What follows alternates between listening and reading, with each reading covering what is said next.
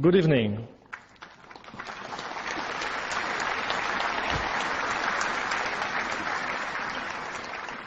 I'm Jean-Louis Chameau, the president of Caltech.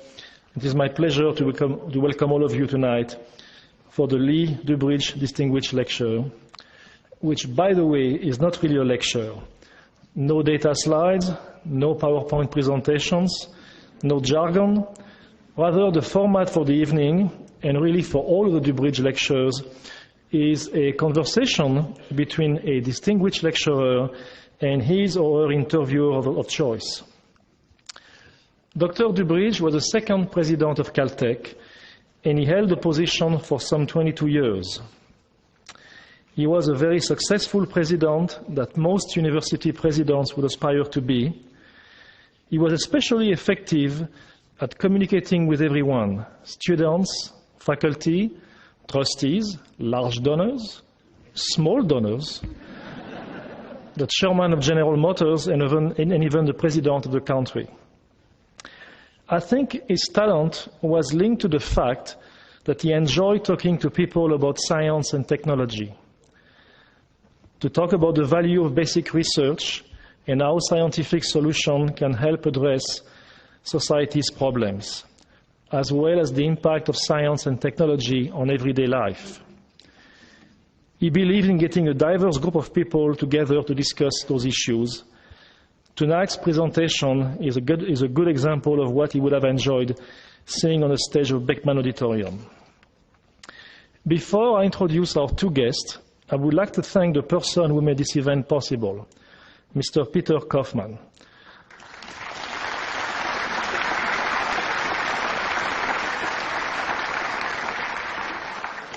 Peter is the CEO of Glenair, and he edited the book Poor Charlie's Almanack.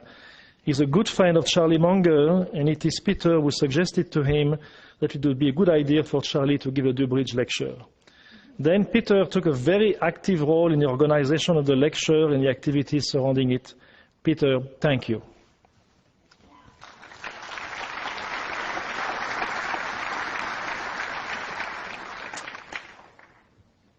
We are fortunate to have as a 2008 Dubridge lecturer what I would call a rock star of the financial world, Mr. Charlie Munger. For years, Charlie has been half of a financial partnership that is apparently a force which cannot be stopped in the world of investment. He and his good friend Warren Buffett have always made quite the team, but as you will find out, and many of you know, they also handle solo acts extremely well. Witnessing Charlie on stage at the annual shareholders meeting of Wesco Financial last year was for me a truly energizing and exciting experience, and one I would recommend to all of you. It's an event not to be missed. Charlie is like Warren Buffett, an Omaha boy, born and bred. He attended the University of Michigan, and yes, Caltech, because before serving in the US Air Force as a meteorologist. He then entered Harvard Law School, graduating in 1948 with a Juris Doctor magna cum laude. He went on to found the Los Angeles firm Munger, Turles & Olson in 1962, but left the law practice 3 years later to concentrate on managing investments, something that clearly he has done amazingly well ever since. He is known for his opinions, his philosophy, and his wit. In fact, the Caltech bookstore is outdoors, selling several books about those topics, and I hope you will take the time to purchase a number of those. Given the scope of his keen and broad interest in almost everything, we knew that whoever interviewed him would have to be intellectually quick and quick enough to keep up with his unusual ability at storytelling. Fortunately, Charlie chose Caltech's own outspoken division chairman and physicist, Tom Tombrello. Tom, who heads up our division of physics, mathematics, and astronomy, is the William Kenan Jr. Professor of Physics, as well as Caltech's Technology Assessment Officer. A member of our faculty since 1961, Tom not only knows his way around Caltech, but also knows very well how to handle his division of free-thinking physicists, mathematicians, astronomers, and astrophysicists. He is known at Caltech for his brilliant mind, his wit, and let's say, strong opinions. We will see tonight whether Tom has met his match. Tom, please join us.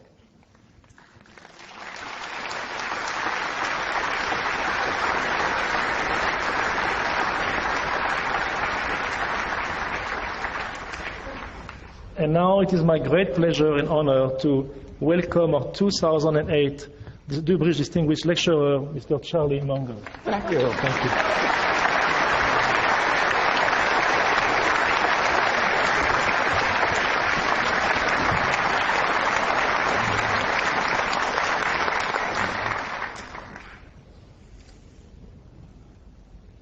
Should I go first, Charlie? Sure. Well, I hate to add to my president's introduction, but he left out some very important things about tonight's lecturer. As you might know, Charlie Munger was born on January 1st, 1924. And any of you who are familiar with the Asian calendar meant that was right at the tail end of the year of the pig.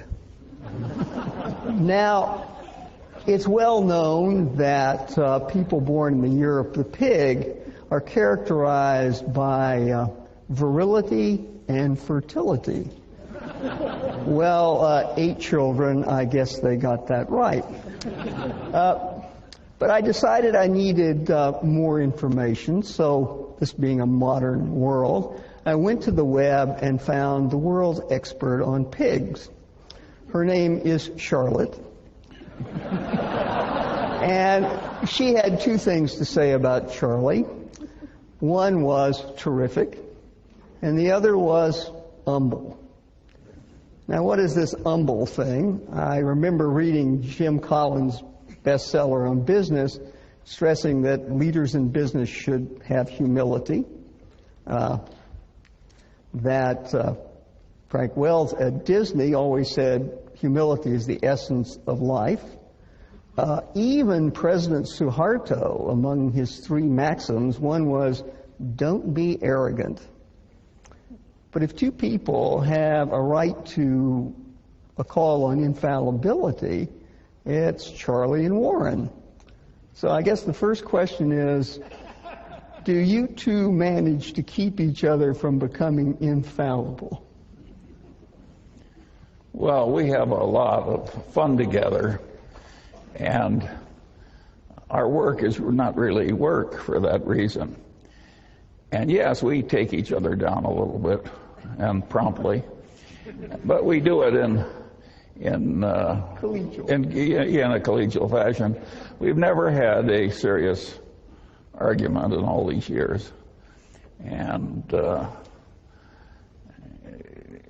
course, it's like an old married couple. After a while, you know, one grunt and 2 twitches, and you've conveyed your whole conclusion on the subject, and that's the way it works. And in terms of humility, I've frequently said that when they passed that out, I didn't get my full share. And that was a serious problem when I was young. And I only cured it partly by becoming very rich. And generous. It takes both to overcome a defect like that. So the young people in the room, don't copy this if you're not willing to pay the price. Well, I don't, but if humility means that you know the edge of your own competency, yes, and you aren't arrogantly stepping over the boundary, I'm very good at that. But within my area of competency, my best friend would not adore me for my humility. Yeah, well, I'd redefine humility as knowing what you don't know. Yes, well, both Warren and I are very good at that. One of these guys at the Berkshire meeting from one of the foreign publications said, why do a couple of guys in a little place in Omaha do so much better than all these powerful minds in great institutions.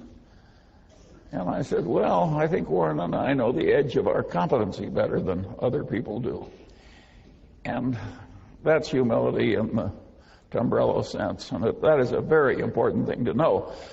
I say over and over again, it's not a competency if you don't know the edge of it. You are a disaster if you don't know the edge of your own competency. Warren frequently says, I'd rather deal with a guy with an IQ of 130 who thinks it's 125 than a guy with an IQ of 180 that thinks it's 200. That second guy will kill you. And so it is very important to know the edge of your own competency.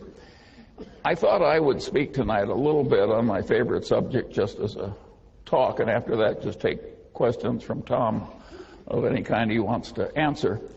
What I'd like to talk about briefly is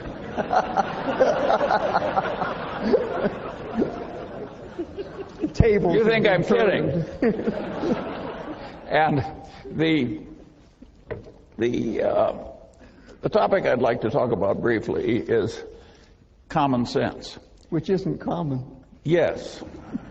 See?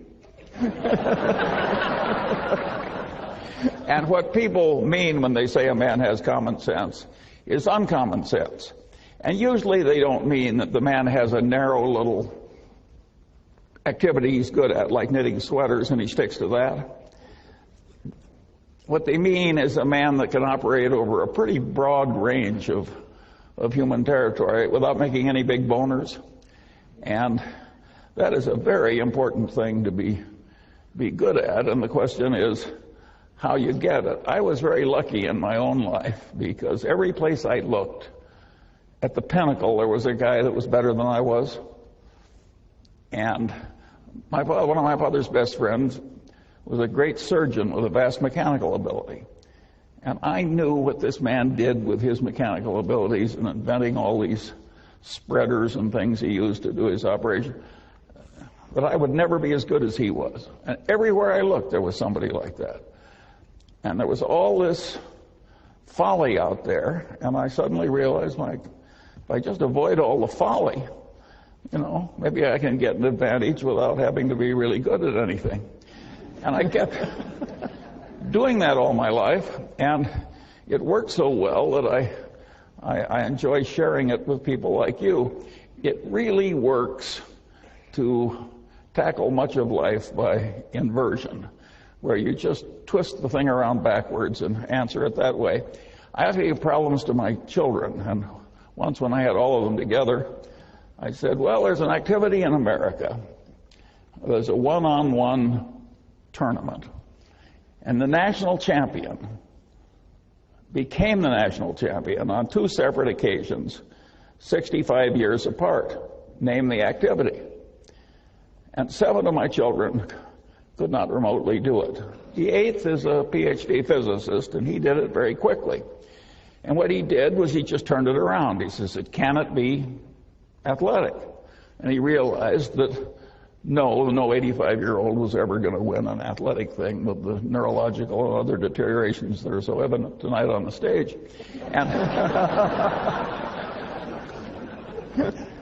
And so I said, well, could it be chess? He's a chess player. And he realized that no 85-year-old was ever going to be the U.S. chess champion. He knows what a chess tournament is like. But that led him to checkers, a game that you could almost master with enough experience. And of course, that was the correct answer. It took him about 15 seconds. All kinds of problems like that look so difficult. If you turn them around, they are quickly solved. And so this process that I've gone through life doing of identifying folly and trying to avoid it has worked wonderfully for me. Another trick that I got very early was that I loved big ideas that had a lot of instructive power. And I liked them so well that I didn't mind when they were in somebody else's territory. I just went in and took the ideas. So I paid no attention to the territorial boundaries of academic disciplines. And I just grabbed all the big ideas that I could, and then I used them in daily activity to solve problems and amuse myself and do self-education and so forth. Well, that makes me a collector. I'm a collector of inanity. And I've cataloged the inanities on structures in my head. And it's been a wonderful thing to do. If you stop to think about it, how many unhappy collectors do you know? Whether they collect silver or mistresses or, you know, by and large, collectors are happy. And collecting inanities is just wonderful. If you collect stamps the way I once did, I soon had a U.S. stamp collection I couldn't afford to add a stamp to. Well, what fun is collecting when you can't afford the next stamp? When you're collecting inanities, there's never a shortage. And there's all this low-hanging fruit. We had one this morning from the governor of New York. That was pretty expensive fruit. Well, but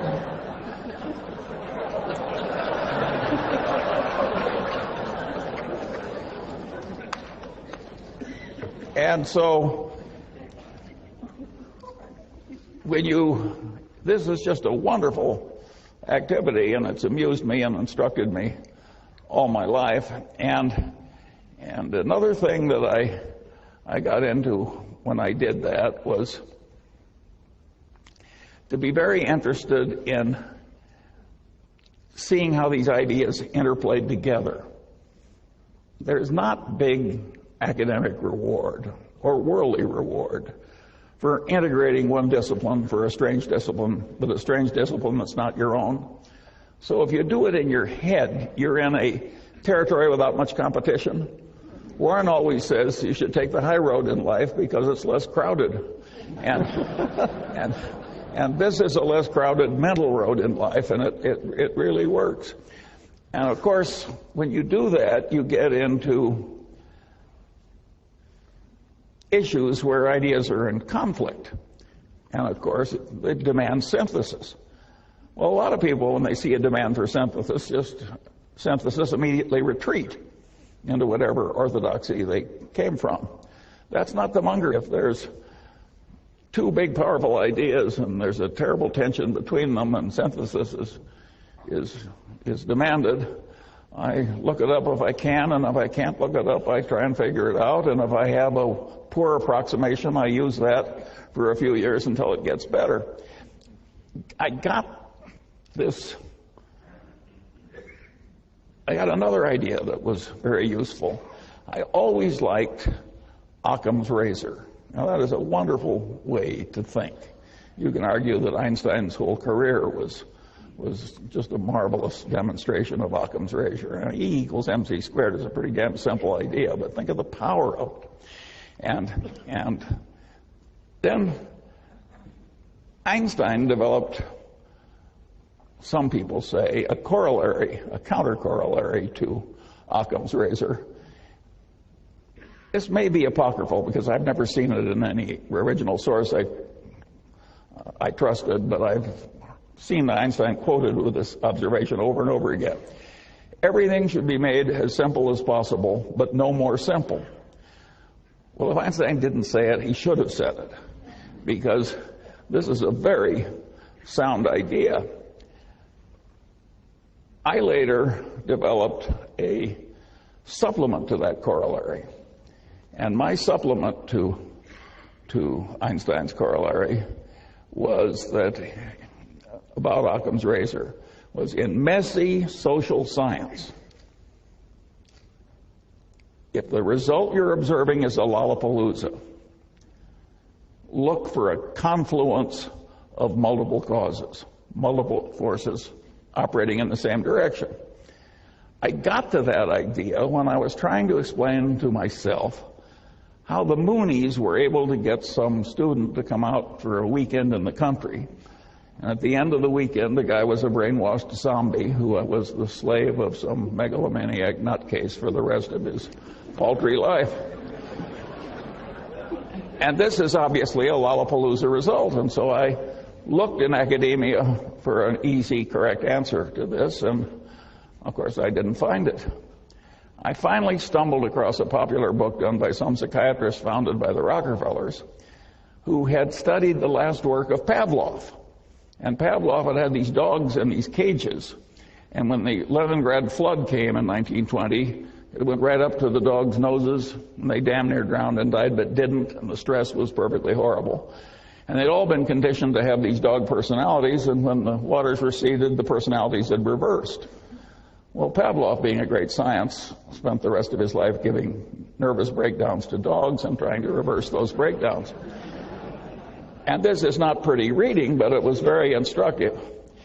And I realized that the Mooney methods and the involvement of stress was clearly part of it. I also realized that the psychiatrist did not have an adequate explanation. Well, finally, I stumbled into psychology, in which I'd never taken a course, and so I just bought the 3 main textbooks in Psych 101 in the country, and I riffled through them quickly. And, I could pick up the 20 main ideas in social psychology very easily, and when I used them as a routine system, I could see that the Moonies were using about 6 of these things in combination with the Pavlovian stress, and just as the dogs' brains snapped in the Leningrad flood, the Moonies have a term in their conversion method causing the target to snap. Same damn idea. Anyway, I found that very interesting. And because I'd reached a conclusion, a very unpopular, unpolitically correct conclusion that I've just given you, because it gets into religion's conversion is a tough subject. But at any rate, it satisfied me, and so I expanded it into this corollary of looking for a confluence of causes when you see a Lollapalooza result in social science. And that has been enormously helpful to me, because I find that a lot of social scientists have a weird mania where they twist everything into whatever little concept they started with. Again, it's that old saying, to a man with a hammer, every problem looks pretty much like a nail. And I have worked hard to avoid that problem. And of course, if you grab the big ideas in all the disciplines, by definition, you're a man with multiple tools. So you're less likely to commit the inanities of the people who twist every problem into being a nail. Well, at any rate, there were a series of tricks like that I used as I went through life, and it was amazing how many times I'd find something that I could easily solve with my little bag of mental tricks that had missed other people who were eminent in their field. I could go right into their territory sometimes and see more clearly than the professional denizen how his conclusions fit into the bigger picture. Again, this is a very dangerous attitude to have in ordinary social discourse. But it's a very good way to invest money. And at any rate, that's the kind of a peculiar man you have here tonight. And of course, I idolized Ben Franklin because I identify with him. Of course, he was so much more talented than I am. It's just a joke to make the comparison. But at least he was a totally self-educated man that wandered over a vast amount of territory and was pretty competent over the full range. And a lot of Franklin's knowledge was psychological too. He was a great observer of human nature, and so there are implications, of course, in this attitude of mine in academia, and the implication is very simple. Social science in America is very poorly taught, and the people who are the denizens and the people that they teach are way more incompetent than they need to be. The solution is to get all these social scientists or the ones that have the capacity to do it at least, so that they are comfortable across the boundaries of disciplines and see where the ideas conflict. Let me give you a simple example. If you went around Caltech and asked people, where do the laws of chemistry not apply? Practically everybody would say, well, they don't work in a hot plasma. No big deal. But if you ask a bunch of people that have taken the main course in economics and have gone on to business school in America, and you say, well, you're selling something in which is measured in units, and you want to sell more units. Do you raise the price or lower the price? Well, they've seen supply and demand curves. You lower the price. Then you say, tell me the occasions on which, if you want to sell more units, you raise the price. Now, this is an intelligent group. You've been through social science. I'm giving you some time. Will anybody who has the right answer raise his hand? Yeah, luxury goods. That's what do. About 1 in 50 comes up with the idea of luxury goods. Right. That the price is sort of a signal that it's high quality, and if it's not a signal of high quality, it's a way of bragging to your friends that you have both discrimination and money. But one other interesting example is the one that happened to my Caltech educated friend Bill Ballhaus, who was CEO of Beckman Instruments, a company founded by another eminent Caltech professor. And Ballhaus had in his business collection a company that made some complex gizmo that they sold for a lower price than the other two gizmos in the market, and yet it was much better, and it had lousy figures. And Ballhaus took one look at it, and he realized that it was a gizmo where if it failed, it imposed enormous costs on the owner of the gizmo, and he recognized that the price being low was sending the signal wrong in reverse. This can't be very good, or it would. So he raised the price enormously and sold way more units, and of course the profits went up at a truly dramatic way. So these idiots that can't answer the question are leaving a lot of money on the table that a man like Ballhaus knows how to get. And the world is just full of opportunities like that for people who get the main points and go across it. But of course, that's not the main answer to the question. That's just the Ballhaus byway. The main answer to the question is very simple. Suppose you raise the price and use the money to bribe the other guy's purchasing agent. Well, you can laugh because it's so obvious once somebody points it out. But who was raising his hand over that one after all the fancy education you've had?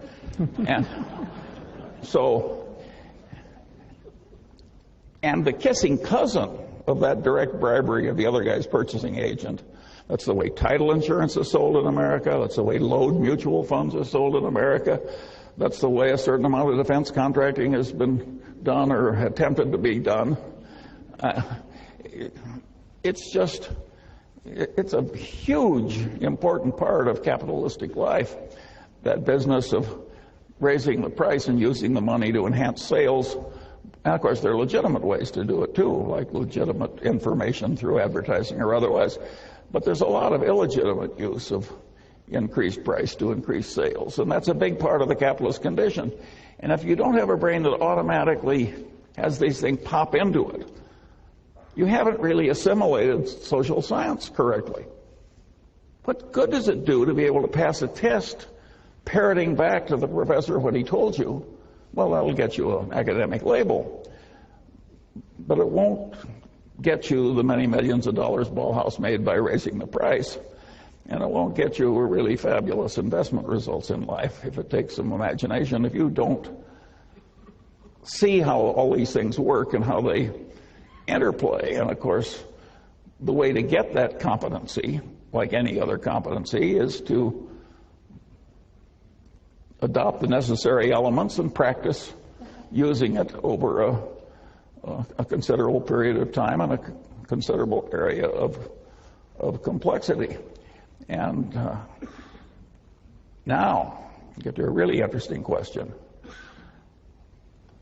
Can we fix the social sciences so they aren't such total horses' asses? And the answer is yes. Is it likely to happen? The answer is no. It will happen eventually because, well, here I'm going to lose my humility prize. I had a guy in the Harvard Law Review ahead of me. He said to me once in the course of an argument, he said, "Charlie, think about it for a while and you'll agree with me because you're smart and I'm right." Great argument. Well, the liberal arts are going to come to the Munger system in due course because they're smart and I'm right.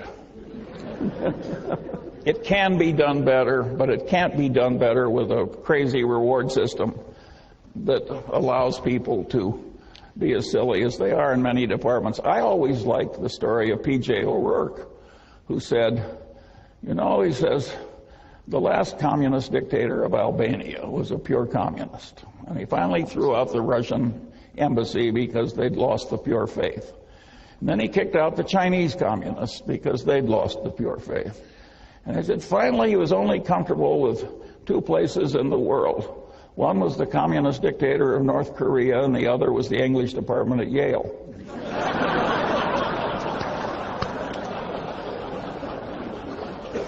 Well, you think I'm kidding, but there is a lot of extreme craziness in some of the liberal arts, and they select people who share their craziness. And it is not necessary that academia tolerate forever this lack of multidisciplinary competence. It's not that hard. If some aging, untrained, fat, old man can do it, you know, surely the young, brilliant liberal arts people can do it. It will take a different incentive and a different system. It might even be that a place like Caltech could do it, but they'd have to get a rather unusual person to do it for them. Oh, all right, now I'll turn it over to... Well, I'd like to...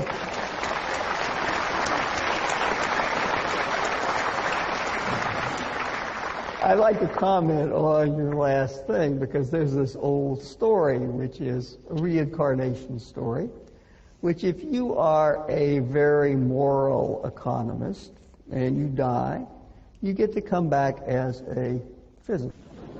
But if you are a very immoral economist, you get to come back as a sociologist.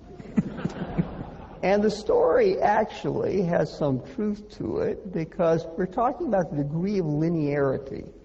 Physics, for the most parts, is a linear subject. Cause and effect don't get intertwined. Whereas my wife's father invented something in sociology which shows the intrinsic non-linearity, extreme non-linearity of the social sciences. And that was the self-fulfilling prophecy. Yes, indeed, it was invented by Robert King Merton. And what it says, basically, is if Charlie were to say something about the state of the economy tonight, by God, by tomorrow morning, the reporters who are here would have it in the newspapers, and something might actually happen to the economy. Whereas if I said something about the economy, in fact, exactly the same thing as Charlie, everybody would say, ho-hum, what does he know? And so that shows the powerful non-linearity of that exists in the social sciences. In other words, the problem partly is they're extremely complex, and the fact we haven't come to grips with them means we haven't dealt with that non-linearity appropriately. Comment? I think you can do it without the fancy math. Better than they're doing it now. We agree completely.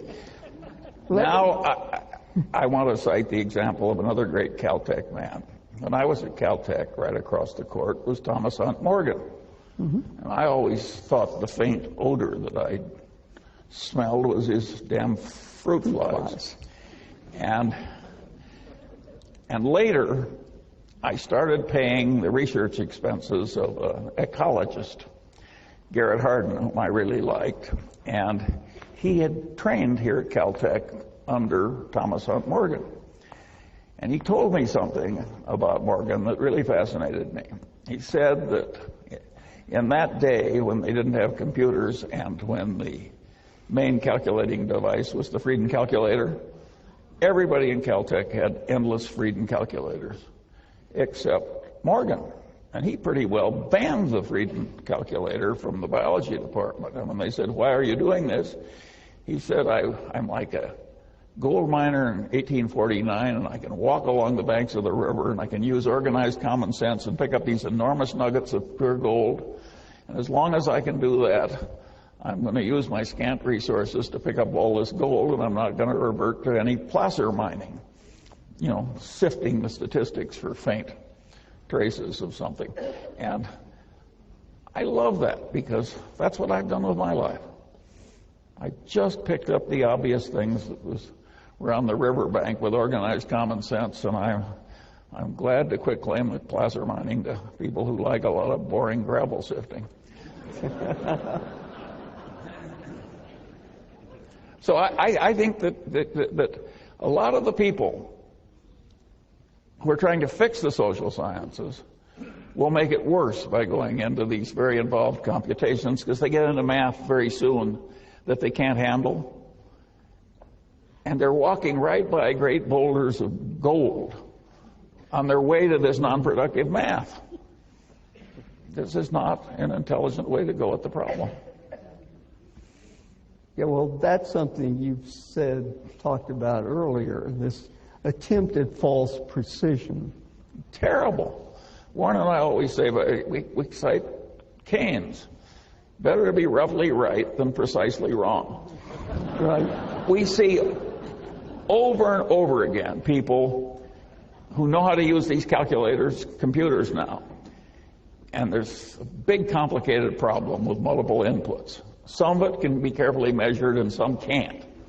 So you just horribly overweigh everything that can be measured. This is truly asinine. But you're in the insurance business, so I'm going to be a professor and tell a story about derivatives. 20 years ago, my wife and I decided to build a house on a tropical island. And yet, they had hurricanes. And, being a Caltech professor, that's a risk I didn't want. So I constructed a financial instrument, which was build a house and buy an insurance policy. Hurricane did come, damaged the house severely, and now, more out of blind, dumb luck than skill, I cashed the check from the insurance company about 2 weeks before the insurance company went belly up, because the insurance company had only insured houses on this island. And therefore, I hadn't constructed a hedge at all. No, of course not. I had constructed a common mode failure. And so the real question in society right now, whether we talk about bundle mortgages or any of the other fancy hedge funds, is whether the risks are really independent and you can determine them, or whether somehow there's these common mode failures that take down both systems at once. These same people who are trying to ruin the social sciences by taking it into this extreme, hopeless complexity of math that won't work are alive and well on Wall Street and creating securities etc. And they've done the same thing there. They have created things so complicated that nobody can understand them. And therefore, they take shortcuts. They don't try, they rely on the rating agencies. There are grown men who looked at a bunch of collateralized debt obligations, all of which was rated AAA by rating agencies, and they all yielded 60 basis points more than normal AAA pieces of paper. Well, anybody with a grain of sense would see danger flags flying. I mean, the hurricane concept would come quickly to your mind. But what these people saw was a marvelous opportunity to get a lot of money for themselves by lying and cheating. They bought all these AAAs, they leveraged 4 or 5 times over, and then they told their investors they were getting alpha. They weren't getting alpha. They were taking a hurricane risk and telling the people they deserved extra pay because they were delivering alpha. Well, they were delivering extra profits as long as there was no hurricane, no financial heavy wind. This is a deeply immoral way to create financial instruments. It's a deeply immoral way to run an investment operation. And of course, it's attracted more and more people from eminent places like MIT. People go into this derivative trading, because it's hard to rise in Standard Oil, inventing better oil refineries. It takes time, and there's competition, and so on. And besides, when you're all done, nobody's ever going to hand you $180 million. And so these people do go into this activity, and they create this hopeless mess of super complexity. Then they get trading systems, which their accountants bless, and they punch these buttons, and if they've agreed to buy something 8 years in the future from A for $100 million and sell it 8 years in the future to B for $105 million, they punch the button and both obligations disappear, and it shows a $5 million profit receivable from the second guy. Well, just because you can punch a button on a computer and show a $5 million profit doesn't mean you have a $5 million profit. What you have is a disastrous closing risk. If the market goes horribly against you, is the guy who's lost heavily the $100 million bet is going to be like the hurricane insurer on my friend's island? And the answer is yes. In many cases, he's going to be like the hurricane insurer on the island. We're just seeing that stuff unfold. And you can't watch it unfold without feeling the way I feel about a lot of the liberal arts professors. The people who did this are despicable. The accountants that bless the accounting have despicably failed in their own profession. If I make loans for many years, nice little 75% mortgage loans on decent houses to hardworking plumbers, and I have a wonderful low bad debt risk, and then I suddenly decide I want to report a lot of extra income, so I have somebody recruit a bunch of bums from Skid Row and, charlatans who are just out of the penitentiary, and I have them agree to pay these very high interest rates on 100% loans and so forth. And I say to my accountants, accrue all this interest these people have agreed to pay me as income. They haven't agreed to pay it to me yet, but in due course it's due. And the way you'll do that is just assume that my bad debt experience on this new class of loans will be like the ones I formerly made. Well, as I've described it, nobody in his right mind would have an accounting that accrued the interest on the new loans. But in America, the accountants bless that stuff. And they would say, you would make my life too difficult if I had to do anything but look back and count the old bad debt experience and just extrapolate it into the new type of loans. This is not a modest fault. This is a significant fault in our common civilization. The professionals have horribly failed us. And the academics that have allowed these professionals to prosper without appropriate criticism, they have failed us too. And the regulators, Warren cited the example. We have 200 regulators in Washington. We have 2 companies in Washington, and their sole job is to watch these 2 companies for unendurable future troubles, Fannie Mae and Freddie Mac. 200 people in Ophio. That's all they have to do. They ended up with, I don't know, $30 billion worth of miscalculated earnings, and it just was totally insane. It was a Mad Hatter's Tea Party. I mean, all these people have horribly failed us with the most elementary common sense. Nobody ever said, look, this is too difficult, at least for the kind of people you have doing it. And yet it was obvious it was too difficult for the kind of people. And the guy who headed Freddie Mac was a PhD economist. And Berkshire has a subsidiary, and it was headed by a PhD psychologist. And the only thing he improved in his tenure was the wine cellar, the corporate wine cellar. And when the money finally ran short, and the chief financial officer said, we're running short of money for the wine cellar, he said, take it out of the depreciation reserves. Well, the depreciation reserves are a liability account. A PhD in psychology. I mean, I don't invent these stories. One of the if you're a collector of inanities, you can top anybody always with a true story. Well, the problem we academics have is we almost always solve problems we think we can solve, as opposed to problems that are real problems. I'll give you a quote that you may not know, and that's from Fisher Black, of Black-Scholes. He was a professor at Tufts, and he decided late in his career to take a very nice job at Goldman Sachs. And then he said something very wise that I think you'll like, which was, he said, market efficiency looked a lot different from the banks of the Charles than it did from the banks of the Hudson. There was another Nobel Prize winner at Stanford, and he looked at the investment success of Berkshire Hathaway, and he said, it's luck.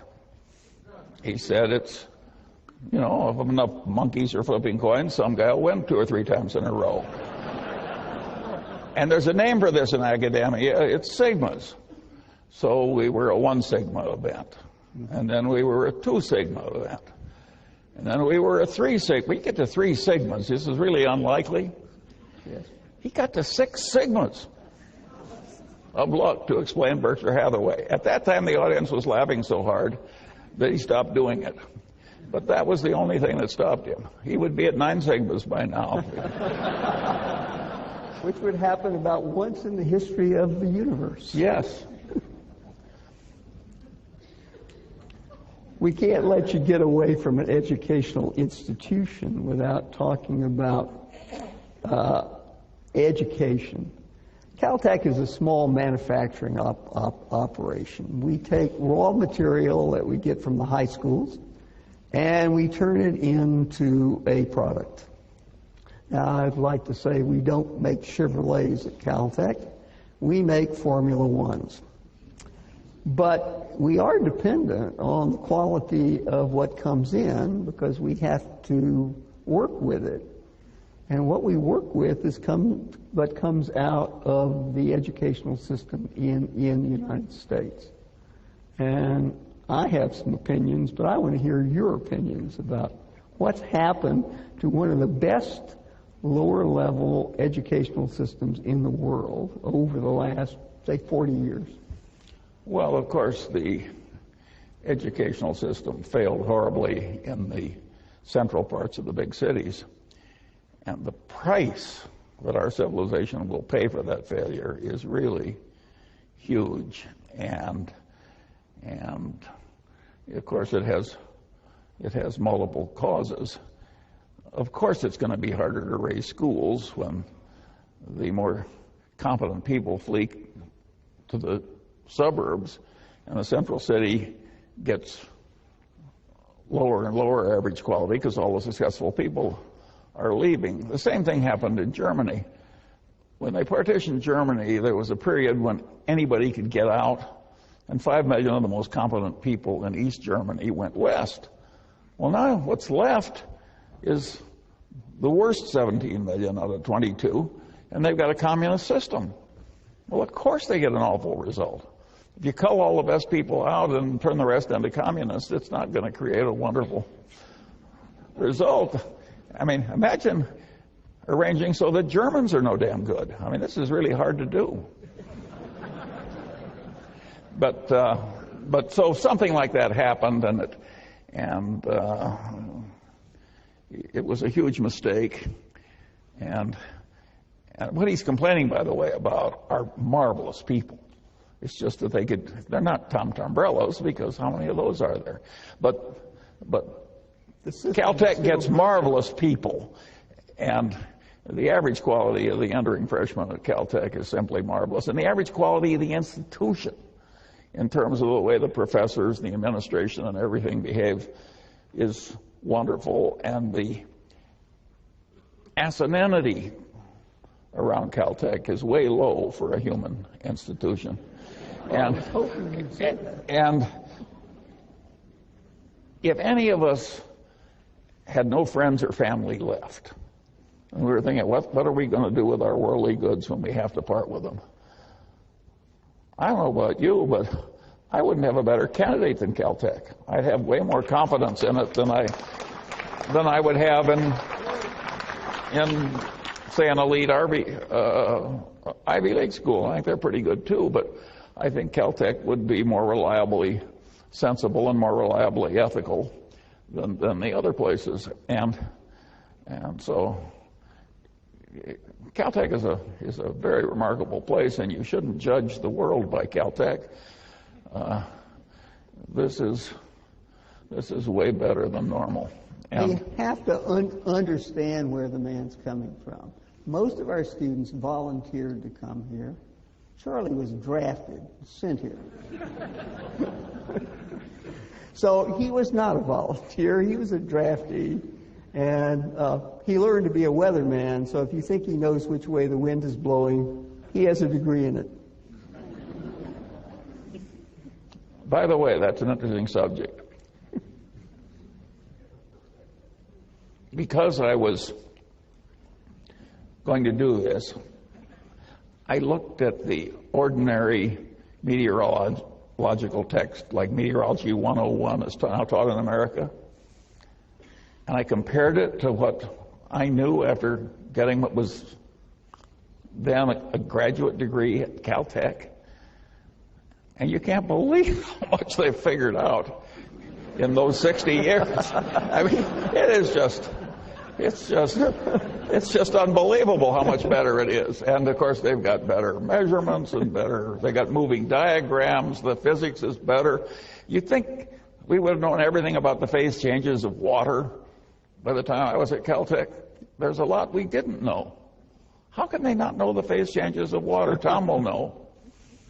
But it's weird the way water behaves in every little change of phase. It interacts differently with radiation, right? We've learned a lot of stuff. There's your Ben Franklin story.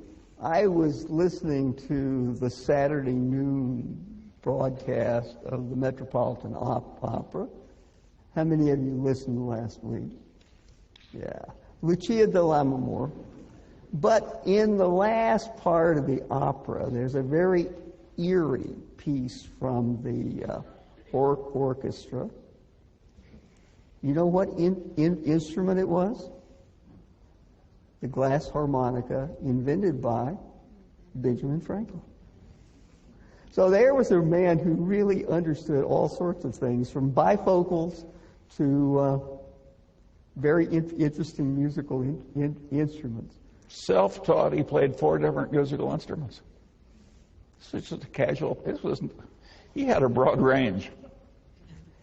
Indeed. He sang pretty well too. I'd say if anybody saved this country by getting the French to come in and help us with the British at Yorktown, it was Franklin. Yeah. Bill, I noticed at dinner that he was gazing at us from the wall of the library. I know you're a fan of Jared Diamond. Jared Diamond gave the commencement address at Caltech last year. And a few years ago, he wrote a very interesting book called Collapse, which has, among many other examples, two that I find very interesting. One is, of course, the collapse of the Vikings colony in Greenland as the weather got cold again.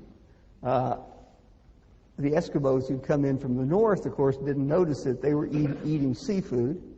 The Vikings were eating sheep and cattle, and when those disappeared with the colder weather, they starved to death. The other was Easter Island, where they got into a mad race to create some artificial economy of building the great stone heads.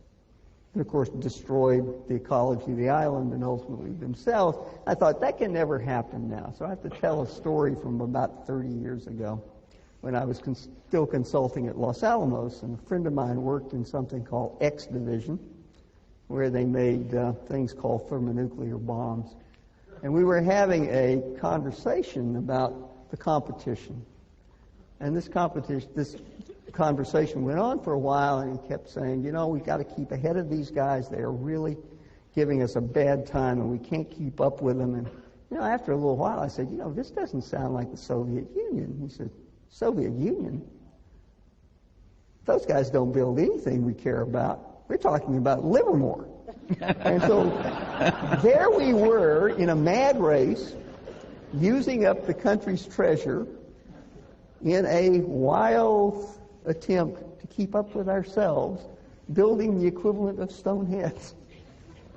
So are we doing anything like that you see in our society, Charlie? Are we building stone heads or competing with ourselves when the real competition is doing something else? Well, sure, but you go into the really fundamental tensions of multidisciplinarity. Every biologist thinks a little like Paul Ehrlich. You know, they think, my God, you know, carrying capacity of the land, you excel at tragedy's coming. And every economist thinks we've had compound interest at 3 or 4% for 300 years, and who's to say we can't do it for 500 years more? And they just each live in their little world, and nobody thinks that these ideas, in the end, have to synthesize in the real world. And, of course, from neither side are they very good at this synthesis. Every ecologist underestimates the power of the ideas of the economists, and every economist tends to believe that any troubles from carrying capacity are almost non-existent. I once heard an economist say that the supply of coal was infinite. And I said, how did it become infinite? And he said, well, not quite infinite. But I am not inventing these stories. They're in my collection of inanities. As I say, if you just join my collecting council, you can have all the fun I've had all my life, and you'll never run short of material. No, I think Jared Diamond is, to me, very interesting. I think Guns, Germs, and Steels was one of the great books written. But the main point was wrong.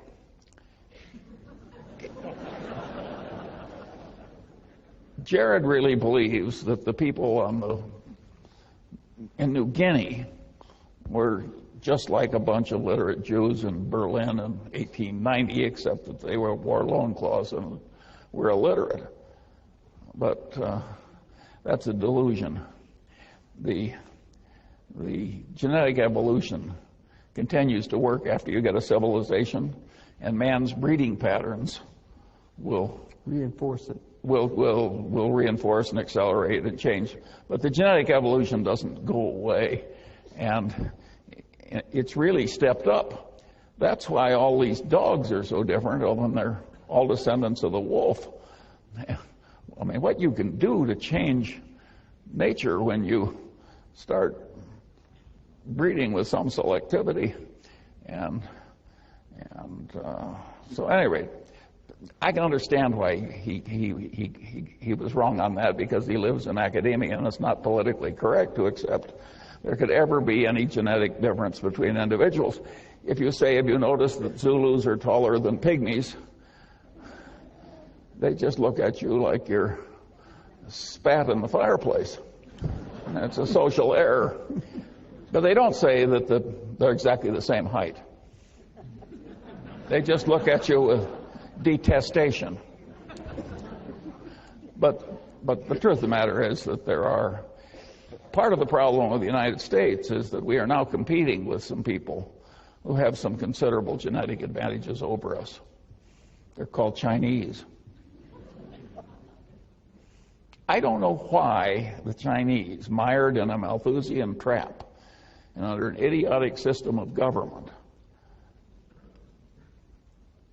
got a genetic mix that was so good on capitalism when it was unleashed. That's a very interesting question. But some kind of selective breeding happened over there. I see my friends adopt these Chinese girls who are utterly discarded from the remote hinterlands. And one of my granddaughters. Well, I've now seen a sample that's so great, I say I'm not like this idiot professor at Stanford who, 6 sigmas of luck. There's a reason why these girls are working out so well. In many cases, way better than the people who had their own children. And we are starting to have a very major competition with a group of people who, on average, have some genetic advantage over us. I happen to like it.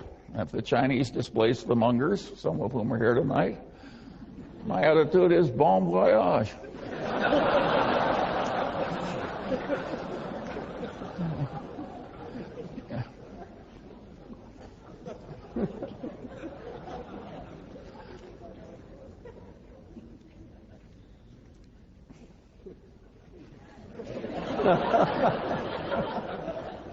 But it happens over and over in this country. When my grandfather came at the end of the 19th century, 13 years old with a 9-year-old brother by themselves, illiterate, impoverished, I'm sure the people in the U.S. despaired that these Sicilians were coming into the country and it was going to be the downfall of the place.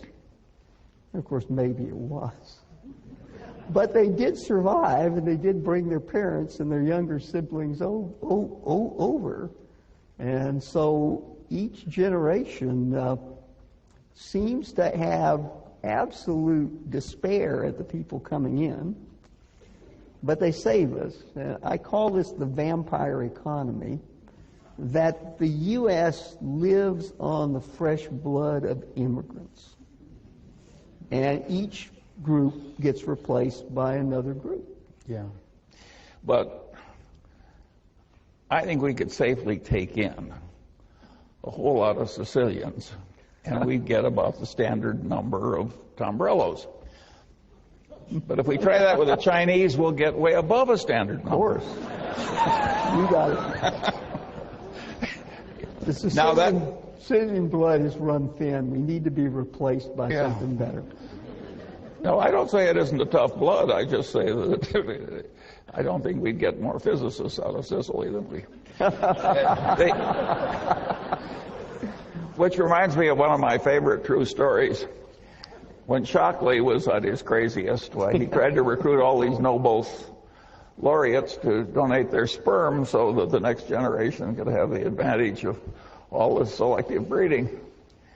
And he came to, I think it was Muller, a famous Nobel laureate, and Muller said to him, well, he says, you're barking up the wrong tree. He says, what my sperm has given America is 2 guitar players. He says, if you want to have Nobel laureates, you better look among the immigrant illiterate tailors. On that,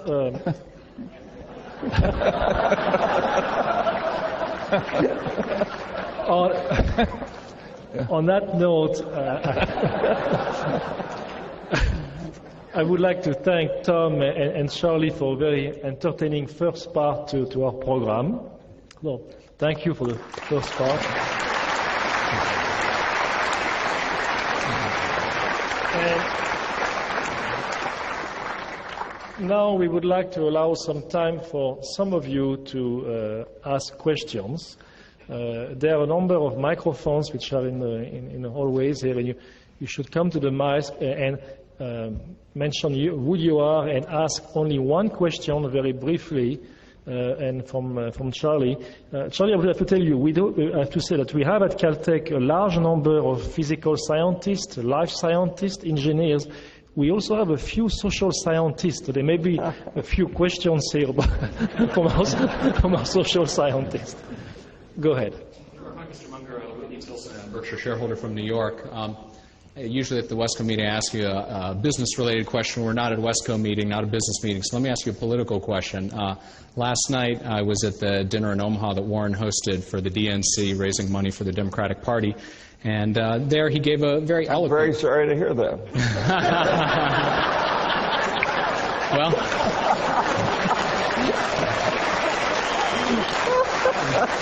I'm going to ask you to elaborate on that, actually, because he gave told a story about how he was the son of a far right-wing Republican congressman, grew up, hearing about godless communists, et cetera, and so at some point in his youth sort of sat down and very calmly and rationally, in the way he described it, much like investing, I think,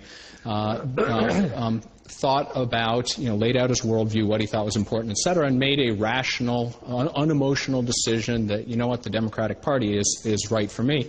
And so I asked him afterward, I said, do you think this administration might tip Charlie over to our side? And he sort of laughed and said, well, maybe, but if I were to ask him about it, he'd never come over. So I figured I'd ask you about it, and I'm not going to be so rude as to ask you who you're voting for, or might Hillary or Barack be able to count on your vote this November, but rather to a bigger question about how did two such like-minded people, who in your early comments have never really disagreed on anything, can communicate so well and finish each other's sentences and so forth, end up in two political parties that can't seem to agree on anything. And sort of more broadly, if you could maybe tell us your similar story to what Warren did. Did you become a Republican because you sat down calmly and unemotionally and thought about the issues, or was it something like most people? I think it's one question, okay? One question and one. Well, Whitney, I think that if you're a really intelligent person, you have to hold your nose in reviewing either party.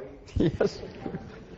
And just exactly which one gives you the most offense can vary between intelligent people. And Warren and I get along so well because he's not a normal Democrat and I'm not a normal Republican.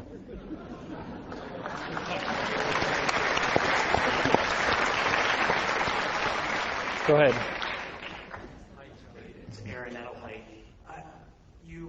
I've read a couple of things of speeches, and you recommend books occasionally. I'm wondering if there are, you've mentioned that it's important to study across many disciplines.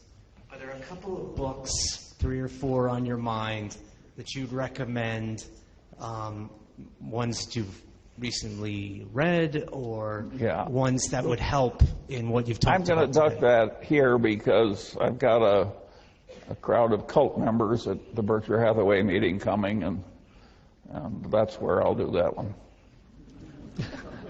Okay. Next. Okay, I have a gentleman that written in a very specific question. I trust that you're not shall I say, a skeptic on the issue of climate change and global warming and the impact of human activity on raising the temperature of the Earth.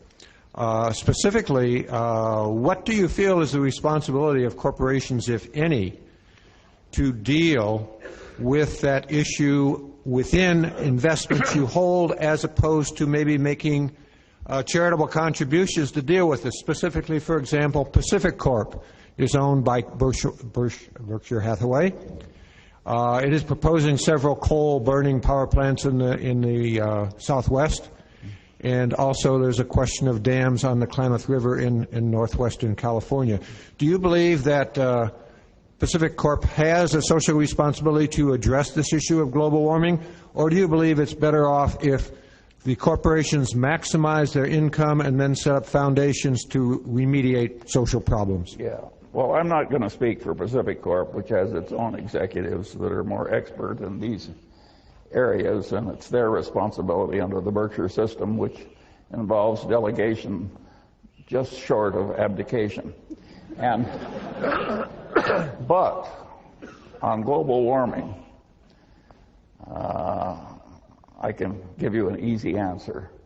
Do I think there's some global warming caused by increased concentration of carbon dioxide? Yes. Do I think it's nearly as big a problem as Al Gore thinks it is? No. And I think some of the solutions that are proposed by these true believers that are so excited about global warming have created some of the biggest asin entities of all. And the worst of the asin entities that makes me grieve for my fellow citizens is trying to turn corn into motor fuel.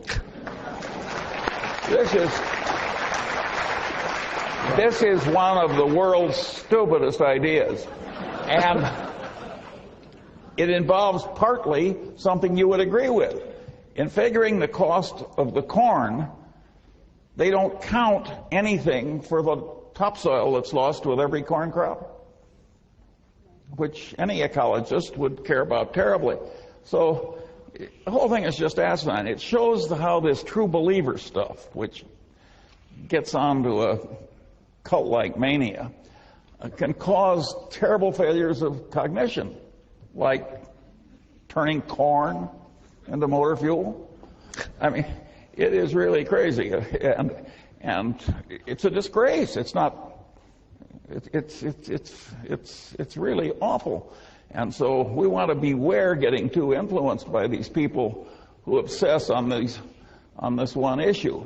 It's going to be very, very hard. I think we have a reason for not using up the petrochemicals, the petrocarbons of the earth, and that is they're so useful to man for reasons other than keeping warm and running engines for transportation. And when they're gone, I don't know what Tombrello's solution is, but I'll bet it's not very reliable. And I agree. And so I think we've got a good reason for doing this. And when you've got a very good, sufficient reason to reach out for a fairly stupid reason with a lot of miscognition, it's really not very smart. And you ought to be ashamed of yourself. Next. Go ahead. Hi, my name is Cecilia Yu. I'm an undergraduate here at Caltech. And when I heard you talk about the space race, it kind of reminded me of the recent 50 years in space celebration. And one of the best speeches I've ever heard given by an astrophysicist named Dr. Joe Tyson. He mentioned that the Apollo race actually created one of the greatest impetuses in America for for scientific advancement and the advancement in education. So when you called it a race of head building, big head building, I wonder if it's about time that America had another such big head building race to create another impetus to study science, and especially in the public education system. Tom, I think she wants you to answer.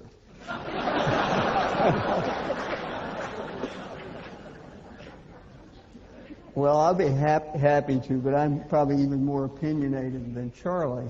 be hard. I think the great adventure of our time has been to explore the reaches of the solar system with robots.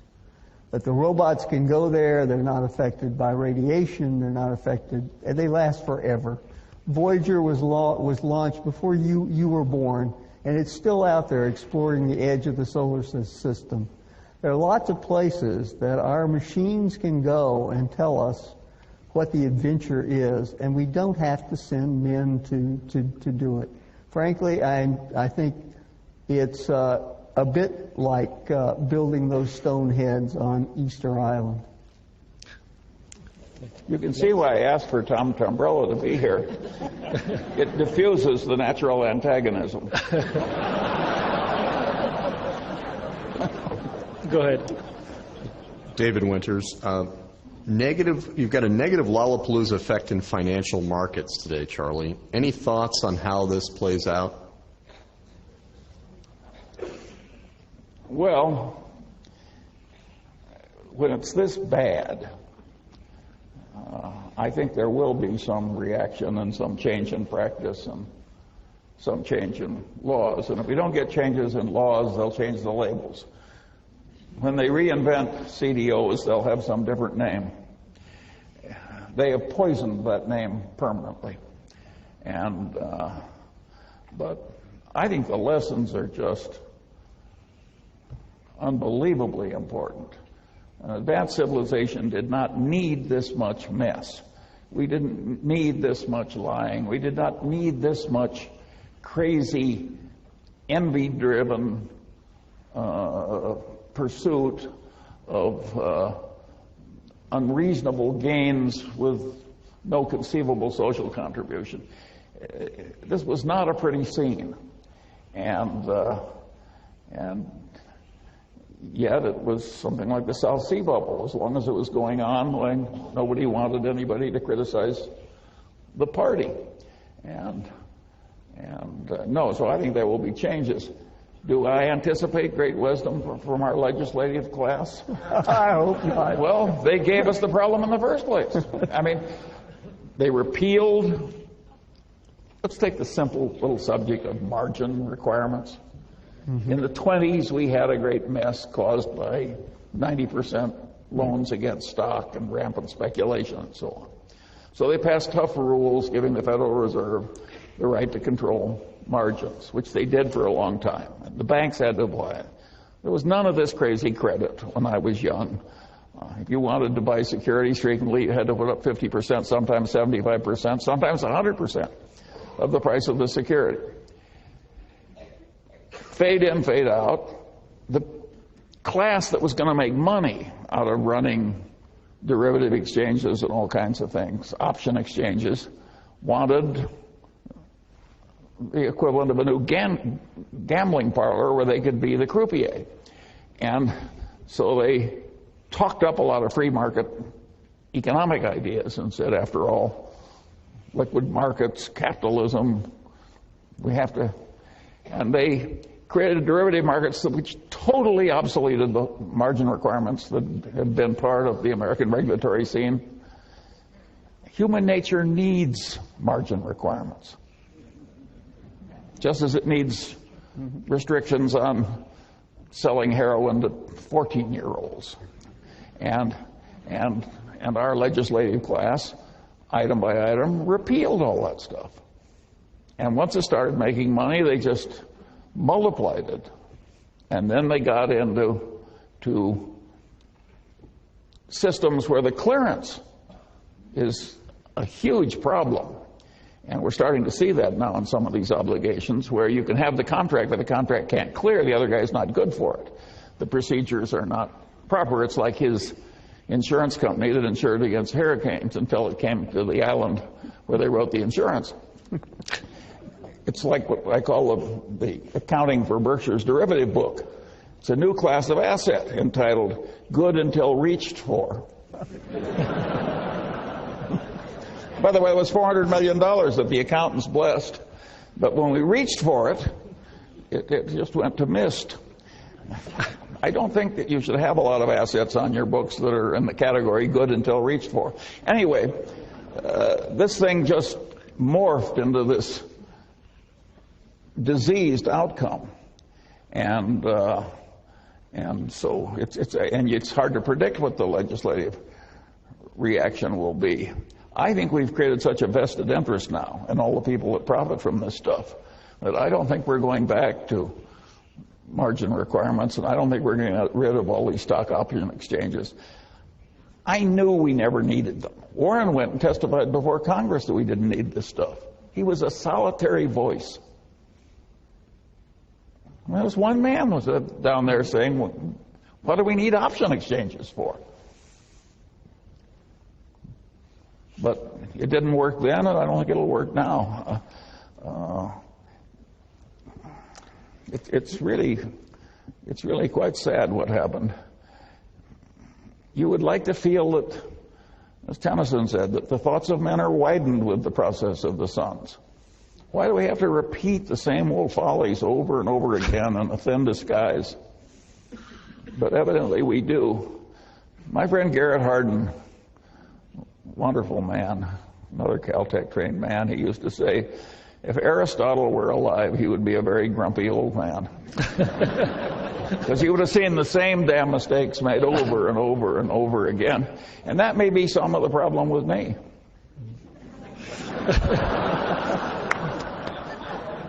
Next question. It happens quicker. You don't even have to die to get in this condition.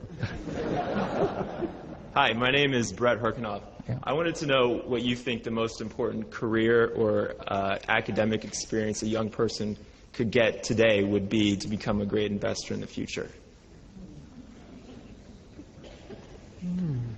Well, I think it helps to have a generalized competency in dealing with words and numbers and quantities and concepts. And of course, it helps to practice with that competency.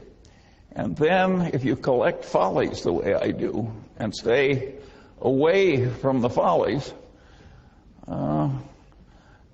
when you're as old as I am, you'll be a rich old man. Okay. Next one. Good evening, Mr. Munger, Professor Tombrello. And by the way, I'd rather be you.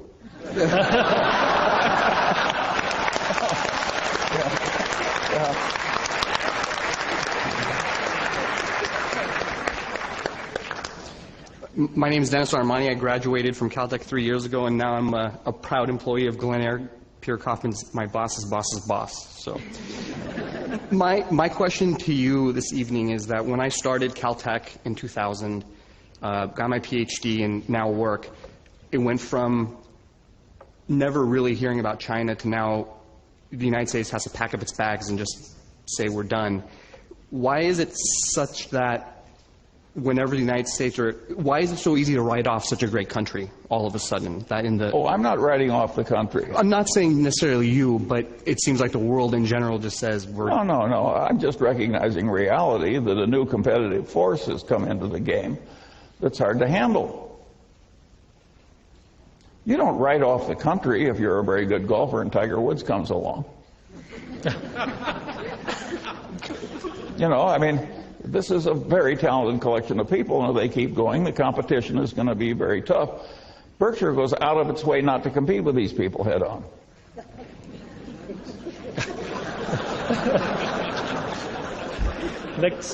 Next question. Now, if you think you can handle it, well, all I can say is anybody smart enough to graduate from Caltech with a PhD and go to work for Glen Eyre does not need any help from me. You have it made. And you don't have to worry about China either. Good. Hi, Mr. Munger. My name is James Lynn. I remember reading a long time ago, Warren Buffett, you and Buffett were not into macroeconomical things, issues but Mr. Buffett, I read recently he's been investing in the Brazilian real and basically long foreign exchange, foreign currencies. So I want to see what's your outlook on the U.S. dollar and interaction with the economy and how bad it can get and how bad can the stock market get? Yeah. Well, averaged out, Berkshire has not made its progress in life by making wonderful macroeconomic predictions. We figured out how some things were very likely to do way better than other things, and we got into those things. Occasionally, in recent years, Warren has kept out of other mischief by doing things like buy the Brazilian real. And he's done it very intelligently, and he's made a few $1 billion. But it's a sideshow. You know, when the markets are scarce for our kind of activity, Warren has to do something. And he's so used to a few $1 billion coming over the transom every... He sometimes stretches a little if it's easy enough. Okay. But I can't help you with a simple solution to getting rich with soft white hands. Next question.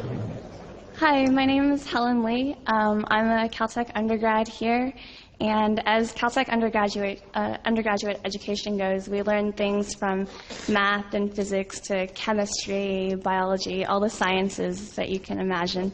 But we don't get a lot of insight into, business and investing. And as sort of a new investor, my question is, what, in your opinion, is the best piece of advice for a new investor or for current investors? Well, I think it's very useful to get the capitalist perspective. Namely, how do you make this thing work for the people that own it? Because the reality will make more sense when you go at it with that perspective. So even if you don't intend to get rich, you want that perspective because you'll understand the reality you're dealing with better. So I think you mentally want to make yourself an investor as part of the proper training of your mind. And since you have to do it anyway to improve your mind, you may as well get rich while you're doing it. And so if you underspend your income while you're alive and keep learning and collect all the bonehead mistakes other people made and avoid them and so on, I would confidently predict that you'll do just fine. But there's no one book or one idea or something that's going to do it. The one idea that people use is the one that Ben Graham borrowed from engineering, which is the concept of a margin of safety. In other words, factoring in all the probabilities, you want a bonus probability. You want a margin of safety in what you're doing. And that's a very good concept when you're designing a bridge, and it's a very good concept when you're making an investment. You want something that will handle some mischances from life and still do well. And so if there were one concept, why, Ben Graham would have said that's the concept. But it's easier to state than it is to work it out case by case. Tom, I interrupted you. To throw out a Munger-like concept, the things you're learning should be connected to one another. And that's part of your job. You're learning a bunch of separate things at Caltech. Try to figure out how they're connected to one another. And that may mean reading a lot of other stuff, but it's all of a piece. It's not a bunch of separate compartmentalized things. And I believe I've lifted that from Charlie.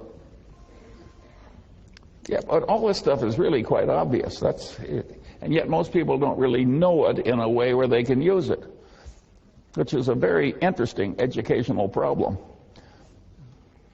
Next question. Hi, Charlie. Welcome to Caltech. My name is John Lee. I'm the president of Caltech Falun Gong Club. And the Falun Gong is a movement in China, and which is persecuted by the Communist Party now. I came from China, so the strategy you were talking about, raising price to bribe the purchasing, is very commonly practiced right now in China. So it's nothing new. And that is not unknown in the United States either. Actually, I think they are also buying American president. I know that in 1998, When I went to the Chinese consulate, they were giving us such instruction to pay for the American president candidates. Anyhow, I think a big money or economic growth in a country with morality going down is very dangerous for this society, for this world, as which has been verified in the Second World War. And I think right now, many people have paid attention to the human rights abuses in China. As you may know, the communist culture is totally different from traditional Chinese culture. And the Communist Party is using their power to persecute all kinds of people and supporting. Can you please state your question? Yeah. My question is, right now, well, many people like Steven Spielberg are putting a pressure on the Olympic, but some of the big American companies are still sponsoring this Olympic without paying attention to the human rights abuses. What do you think? Question. What is your question? What do you think about this company should do? Should they sponsor an Olympic? Question. State your question. Yeah. Should this international company sponsor these Olympic Games which still have human rights abuses? Thank you. Well, my answer would be yes. I figure that China is a nuclear power. We have to get along with China whether we like it or not. There would be nothing much more asinine than creating a lot of needless tension with a nuclear power, and particularly one which is improving decade by decade from its worst condition. So this idea that I think getting along with China and sharing in their pride with their Olympics is a very good idea, the human condition being what it is. Thank you. We are running out of time, so I'm going to allow maybe 2 or 3 more questions, and I'm sorry for the many of you who would like to ask additional questions, so go ahead. Hi, Mr. Munger. My name is Greg Ragney. This is my first time seeing you in person, and it's a real pleasure. I was pleased to hear you speak about common sense and the Lollapalooza effect and your latest work of mental models. I'm wondering if you could give us a specific example of how you integrated these ideas to recognize a great investment. That would be of great help to those of us trying to understand and replicate your success. Well, some of the ideas were so simple. We noticed that in city after city, the monopoly newspaper made more money every year. And in some cities, there were still 2 newspapers and one was slowly dying. And so we bought the one that was sure to win. Does this strike you as a complicated idea? It's the new newspaper. And one time we did that with the Washington Post. We made $1 billion with 10 million. So a lot of these things are perfectly obvious, and you just have to train yourself to. You have to develop the knack of using the knowledge you have. Next. It's a knack. You have to work at it. It won't come in just over the transom because you'd like to have it. Hi, I'm Chris Kennelly, and I'm a freshman here at Caltech. And I was wondering, what do you say what you can see into the future, what the biggest issue and maybe its runner-up are for what is going to be the dominant concerns in the future? Some people say like China's rise is a big issue, or environmental collapse. What in your mind are those big issues? Well, the issues that could do us in, of course, there's a big nuclear war, the successful mass use of pathogens. These would be very, very serious things, to put it mildly. And of course, something could happen that we don't anticipate. I would not predict that environmental collapse is going to be the big killer of human beings. Man is a very clever creature, and when things get tough, we can do all kinds of things. The guy spoke about global warming. If we want to change the temperature of the Earth, once you're talking about trillions of dollars, we can change the reflectivity of the Earth. 30% of the solar radiation, it just bounces back. And we have things like mirrors.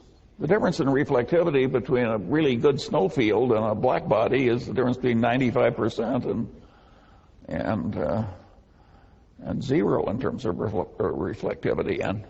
And so there's a lot of potential.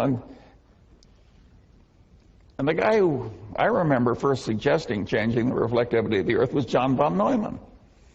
Probably some people would say the greatest mathematician of the last 100 years, but certainly he was up there. And so I think all kinds of things we can do to... The shortage I see is it all gets back to energy. If you've got enough energy, you can do practically anything. And of course, Caltech is way ahead on that. They've examined all the options, and they're all for using the sun better.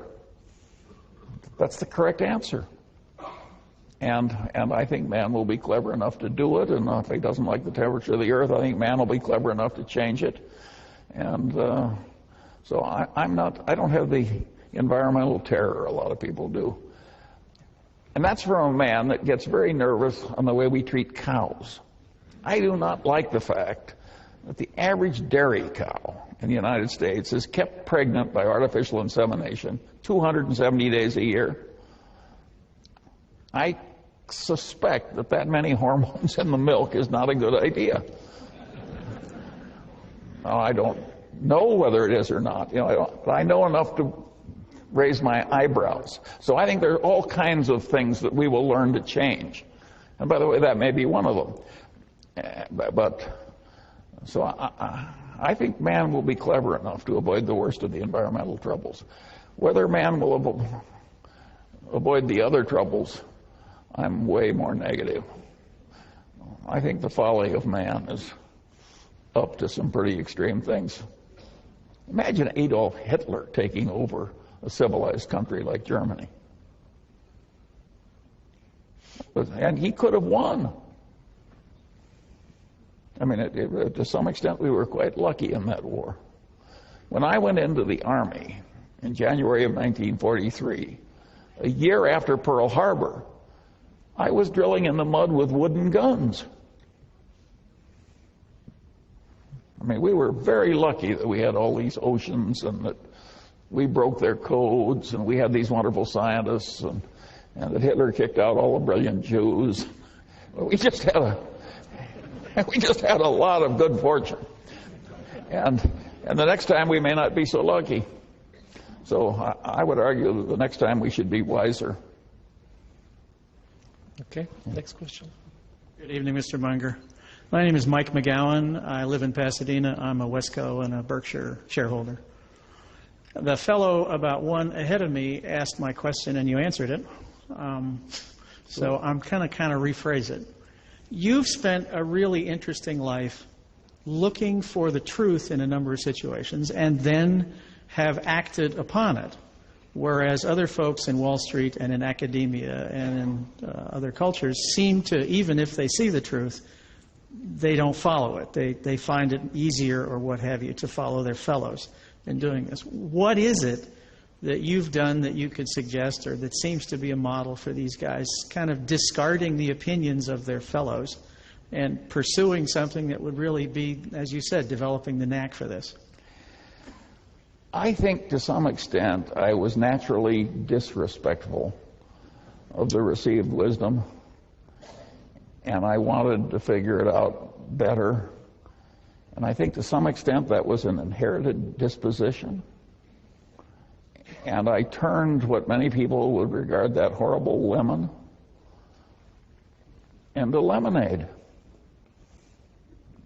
But I don't know. I think you can make that kind of lemonade out of my kind of lemon. I don't know if you can do it out of marshmallows. Okay. Next question. Good evening, Charlie. Welcome to Caltech Beckman Auditorium. I'm Jay Whitcraft from Sierra Madre, and I bring greetings from a fraternity brother and classmate of mine, Peter Munger, who I believe is a cousin of yours back in Philadelphia. My question is, I'm in the Sierra Madre Foundation, and we have a problem. It's a small town, 11,000 people, 3.5 square miles, and we're trying to keep our budget together.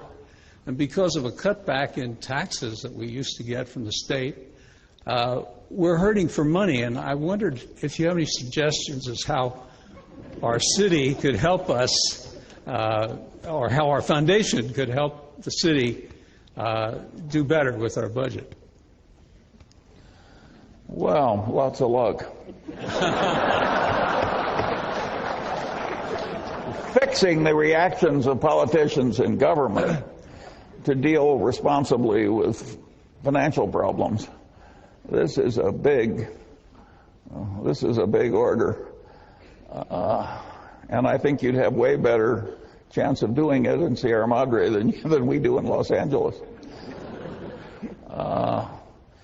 It's almost in the nature of things that the politicians will make all kinds of promises and do all kinds of things to please the voters and sort of put off the obligations until tomorrow. And so they're constantly building up a great load of future obligations. And they're constantly posturing for votes as distinguished from really trying to get the right answers. And of course this causes problems. And it's no fun to suddenly have to chop activities out of your accustomed lifestyle. And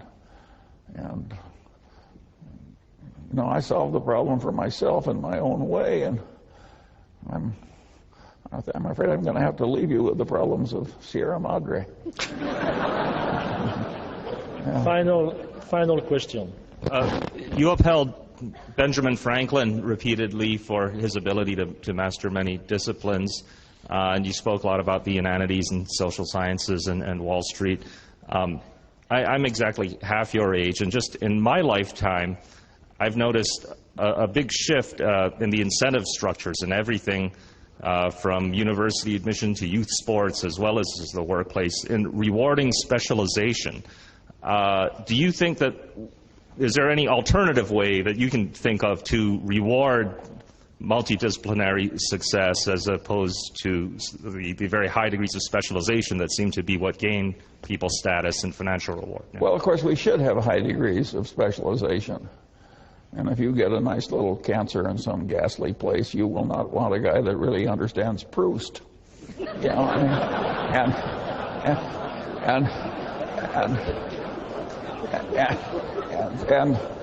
but of course, it's my argument that you can be quite competent in your specialized field and also have the common sense over a broad area if you work at it appropriately. Let's take the case of Newton. More than half of the powerful creative period in Newton's life was totally wasted on alchemy and theology. And in the remaining half, he managed to create quite a distinction in his chosen profession. He had power to burn. Now let's assume you're not Newton. You're just a good guy who's going to be a good mechanical engineer. You know, don't you think you could get a general competency? Just as you might be a good engineer and also play golf? There's plenty of time to do it without ruining your specialized competency. All you have to have is the will and the technique. And every hour you delay in doing it, it's just, you're just increasing the chances that you'll remain in the shallows. Now most people are happy in the shallows. After all, there's always somebody that's in a shallower place. Thank you. Yeah. Yeah.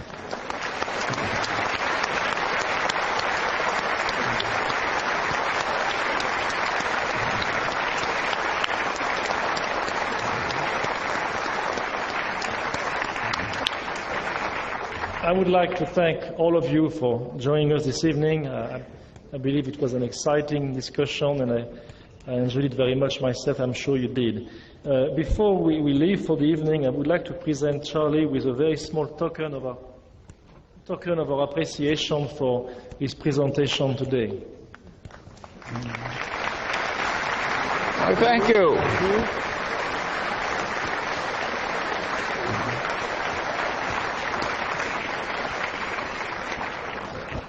And as you leave the auditorium, you will be offered the possibility of not purchasing, but of taking one of those DVDs, thanks to the generosity of Peter Kaufman. And it is an interesting DVD. It's a 2-hour show on science. There are very few of those. It was made by a number of PBS affiliates. It's being shown all over the country on PBS stations. And what is even more exciting, it's 2 hours on science, and it is entirely done at Caltech and JPL. And I really encourage you to get one of those. I think we have enough for, let's say, one per family or one per small group. Please make sure you get one before you leave.